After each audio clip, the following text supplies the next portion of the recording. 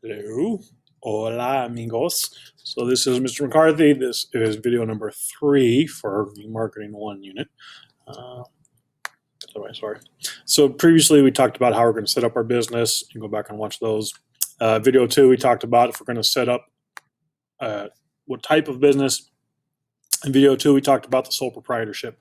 So again, sole proprietorship, you're the only person.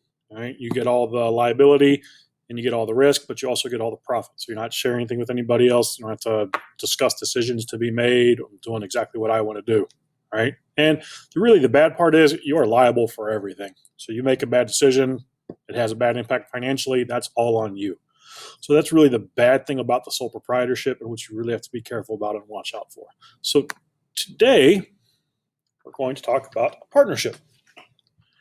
So in a partnership, we have an arrangement where parties, known as partners, hence the name partnership, agree to cooperate to advance their mutual interests. Right? So we're on the same page. We're going to work together to try and get to a point.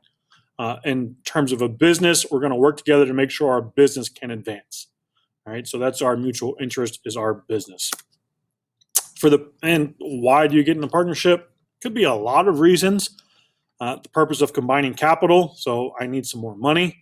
Experience, someone else has some more experience that I want to bring in to work with me.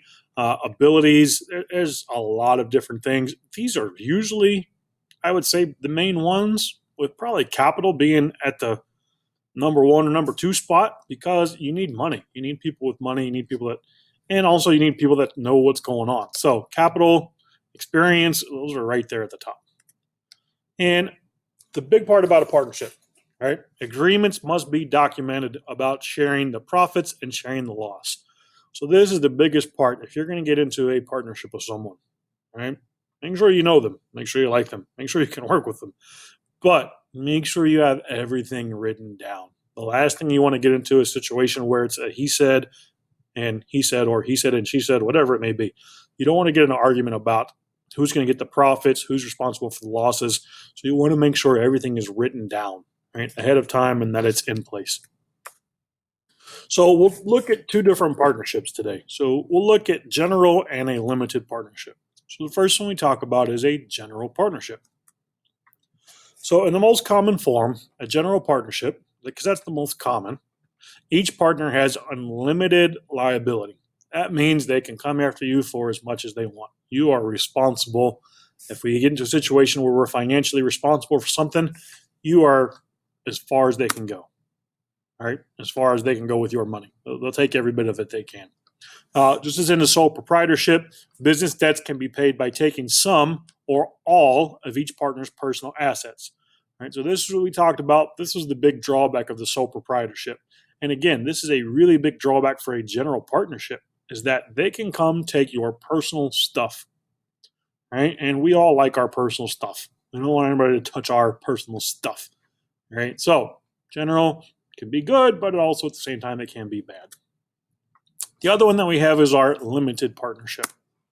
So limited, the amount of financial responsibility could be limited to the amount the partner invested. Example, if the partner invested $5,000 in a business, that is all he or she, could lose if the company went out of business.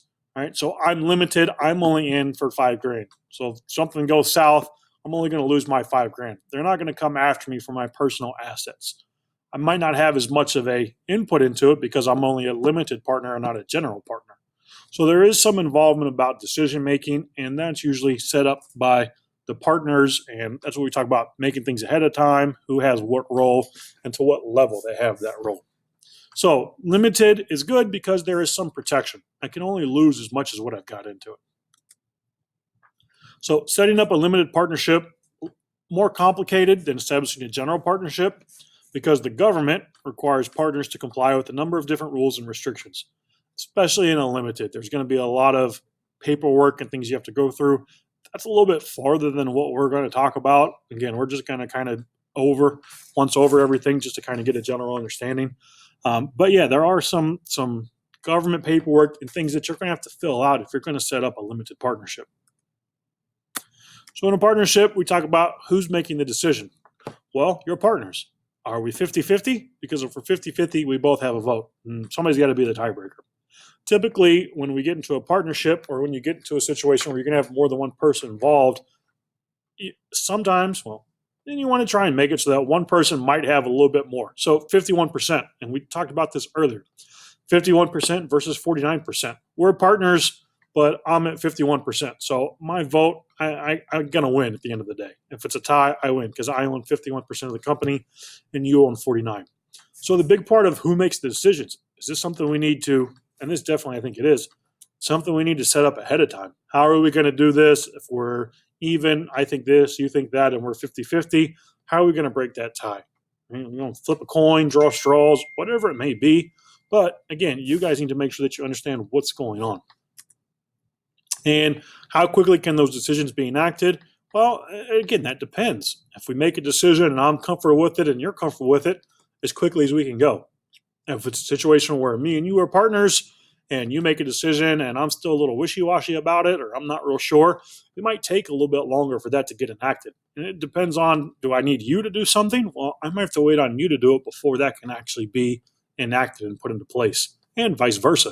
If it's something you're waiting on me to get done with, well, it can't go until I do my part of it. Who's responsible for the company and the direction it goes? The partners. Right? They're going to make the decisions for what's going to happen, what we're going to do, and how we're going to operate. Who assumes the risk and how much risk do they assume? Well, this is where it gets a little funny because we've got to decide if we're in a general or we're in a limited. If we're in a general, we both assume the risk. And if we're in a general, yeah, we're both in it all the way. If we're in a limited, maybe I'm assuming some risk, but not assuming all of it. We talked about in a limited, maybe I only give you $5,000. That's all my risk is $5,000. You can't get me for anything else. You can only get me for that $5,000. Who gets the profit and how much of the profit do they get?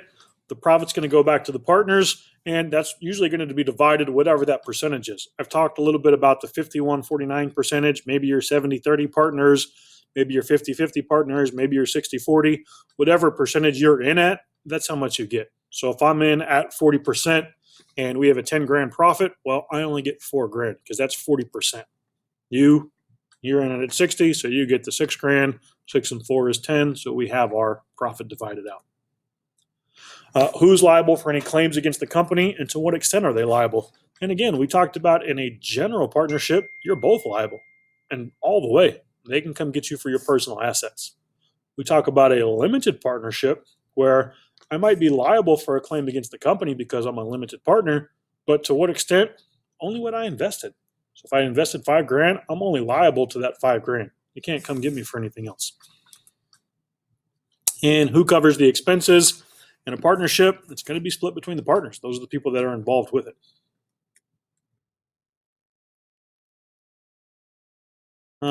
Partnerships, the one that I can kind of think of that's the easiest, a law firm can be a partnership. You could have a doctor's office that might have some partners working in it together. Anytime you have multiple people working together for the same outcome, that's a partnership. One of the things we talk about, what responsibilities would need to be taken care of. So the way we're looking at this is if we have employees, maybe we're passing this off on some of the employees. If not, and we don't have any employees and it's just me and my partner, well, we're going to figure things out. Maybe he's a little bit better at finances and accounting, so I might let him handle the finance and the money side of things. Maybe I'm better at marketing. Maybe I can develop our promotion, how we're going to put our product out there, sales. Maybe I'll handle that. So we go back to, we were talking about a partnership. You get in a partnership with someone because of their experiences. So this is a good example of this. And maybe I know a lot about marketing and sales and production, but I don't know anything about management or finance. So I might look for a partner that can bring that to me. So I might meet 4 of these, and I need a partner that can meet the rest of them. Or I need to figure out what I can do, and then trying to find someone that can fill that gap for me.